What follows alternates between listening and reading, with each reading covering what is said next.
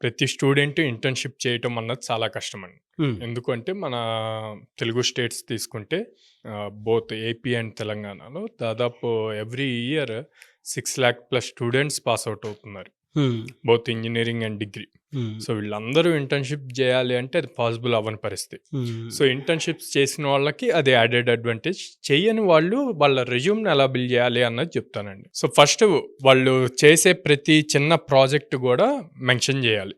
మీరు ఫ్రెషర్‌గా enter అవ్వబోతున్నారు. Enter అయ్యే ముందు మీ స్కిల్ ఏంటి అన్నది ప్రూవ్ చేసుకోవాలి గదా! ఇంటర్న్‌షిప్‌కి బదులు ఆల్టర్‌నేట్ ఏముంటాయి అన్నది ఆలోచించాలి. ఓకే. ఓకే. ఏముంటాయి? ఒకటి సర్టిఫికేషన్స్. Coursera, LinkedIn, okay.